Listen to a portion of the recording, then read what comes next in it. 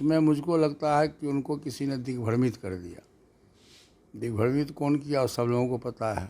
समय का इंतजार करिए, जो होगा वो अच्छा होगा। इंडिया गठबंधन टाइम फिक्स हो जाएगा। राहुल गांधी का क्या होगा? राहुल गांधी घूमते रहेंगे, जैसे घूम रहे हैं वैसे घूमते रहेंगे। वो अपने आप को मुख्यमंत्री प्रोजेक्ट करने में वो असहाय महसूस करते हैं, क्योंकि उनकी संख्या कम है। नमस्कार, आप देख रहे हैं लाइव सिटीज। मैं हूं आपके साथ सौरभ राज। बिहार में नीतीश कुमार को लेकर के फिर से हलचल तेज है। कहा जा रहा है कि नीतीश कुमार एनडीए में आना चाहते हैं या फिर वो महागठबंधन में थोड़ी बहुत नाराज चल रहे हैं। मेरे साथ बात करने के लिए केंद्रीय मंत्री पशुपति कुमार पारस है, इनसे बात करेंगे। पारस जी, नीतीश कुमार को लेकर के बिहार में सस्पेंस बना हुआ है, क्या मन में है नीतीश कुमार के? देखिए, राजनीति में सबसे पहला गलती उन्होंने किया, एनडीए गठबंधन छोड़ के और आरजेडी गठबंधन में गए, क्योंकि उनको पता था कि बिहार में 2004 में जब सत्ता का परिवर्तन हुआ था 5 में, तो लालू जी के खिलाफ में बिहार की जनता ने उनको अपना मत दिया था और बिहार का मुख्यमंत्री बनाया था। लेकिन फिर 2015 में वो दिग्भ्रमित हो गए और चले गए लालू जी के साथ में। और जब पशुपालन घोटाला का सीबीआई का जब सब होने लगा, तो फिर वहाँ से वो वापस आ गए कि हमसे गलती होगी और अब ज़िंदगी में, राजनीतिक जीवन में कभी आरजेडी के साथ में नहीं जाऊँगा।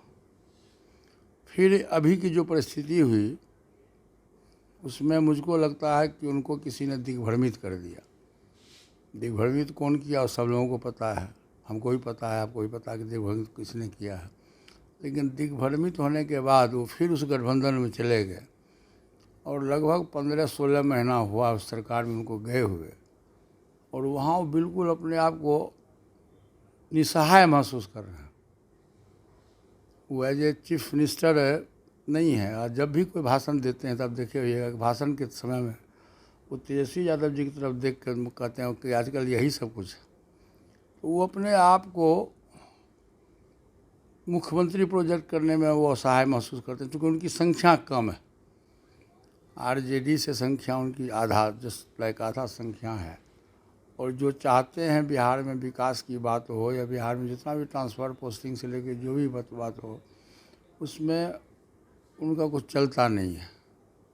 इसलिए विगत कुछ दिनों से वो नाराज़ चल रहे हैं।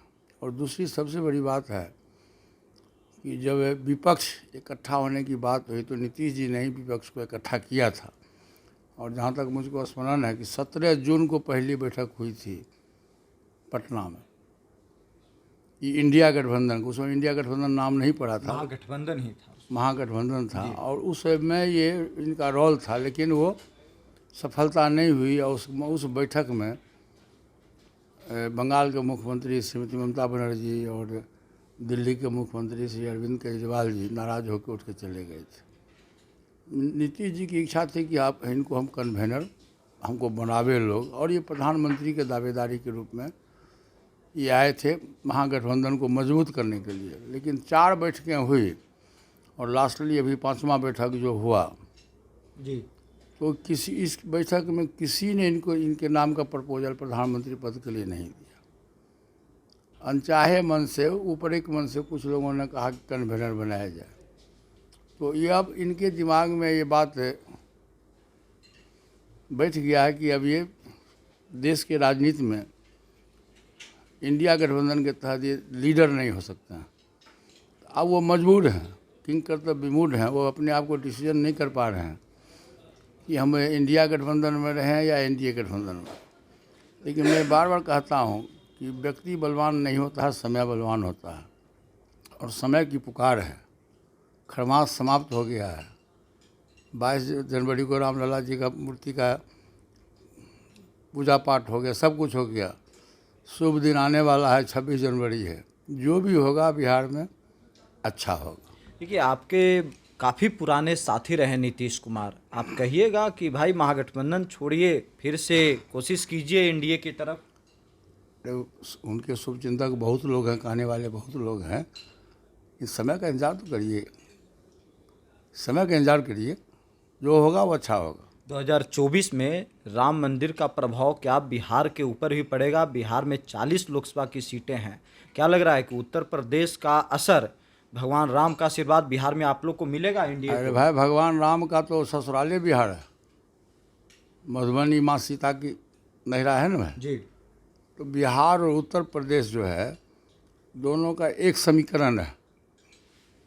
चाहे आप जिस किसी पर भी देखिए, सामाजिक समीकरण देखिए, किसी भी मामले में आप देखिएगा तो एक समीकरण है। और भगवान राम को जो स्थापित किया गया कल, ये 500 वर्ष पुरानी बात है, और हम समझते हैं कि प्रधानमंत्री जी ऐतिहासिक पुरुष कल हो गए।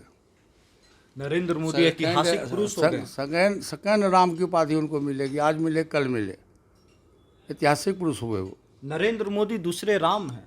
नहीं है, नहीं, समय आएगा, समय का इंतजार करिए। रामचंद्र जी जिसमें में थे, जी 500 वर्ष के बाद उनको उपाधि मिली, भगवान की उपाधि मिली ना जी। जी एक समय की बात है। आज पूरा देश, कल आप देखे होइएगा तो पूरे देश में जय श्री राम हो गया, राममय हो गया पूरा देश। सबके दिल में भगवान राम है। और हिंदुस्तान है, भारत देश है, भारत देश के अंदर में बिहार एक स्टेट भी है। तो निश्चित रूप से बिहार में तो असर पड़ेगा ही। 22 जनवरी की जो बात है, प्राण प्रतिष्ठा जो मिला प्रधानमंत्री जी के द्वारा, इसका असर तो बिहार में पड़ेगा ही, पूरे देश में पड़ेगा, और इवन कि साउथ में भी पड़ेगा इसका असर। और जब भी लोकसभा का चुनाव होगा, मैं बार बार पहले भी कहा हूँ कि लोकसभा के चुनाव में प्रधानमंत्री पद की वैकेंसी नहीं है, और तीसरी बार देश के प्रधानमंत्री के रूप में 2/3 बहुमत से भी अधिक सीट से एनडीए गठबंधन की सरकार बनेगी, और आदरणीय प्रधानमंत्री जी तीसरी बार देश के प्रधानमंत्री बनेंगे। इंडिया गठबंधन टाइट फिक्स हो जाएगा। राहुल गांधी का क्या होगा? राहुल गांधी घूमते रहेंगे, जैसे घूम रहे हैं वैसे घूमते रहेंगे। सिर्फ घूमेंगे वो? और क्या करेंगे, घूमेंगे करेंगे जी। हाथ कुछ नहीं लगेगा। देखिए 24 दल है वहाँ, और किसी दल में आपस में सब जगह आपस में मतभेद है, कोई एक नहीं होता। जब आप नेता के नाम पर एक नहीं हो सकते हैं जी नेतृत्व के नाम पर आप एक नहीं हो सकते हैं। देखिए पूरा देश इतना बड़ा देश है, साउथ का नॉर्थ का अलग अलग जातीय समीकरण है, सामाजिक समीकरण अलग है, जातीय समीकरण अलग है, धार्मिक समीकरण अलग है, भाषा का विवाद अलग है। ये कभी संभव नहीं है कि साउथ और नॉर्थ एक हो जाए। और तो जब चुनने की बात हुई तो राहुल गांधी को तो किसी ने प्रधानमंत्री पद को उम्मीदवार नहीं बनाया। कांग्रेस से जब बनाने की बात हुई तो राहुल गांधी जी को तो नहीं बनाया। जो कांग्रेस के राष्ट्रीय अध्यक्ष हैं उनका नाम सर्वसम्मति से लोगों ने प्रपोज किया और बने भी वो। इसलिए राहुल गांधी तो कहीं भी नहीं है, वो घूमते रह जाएंगे। चलिए शुक्रिया सर, थैंक यू।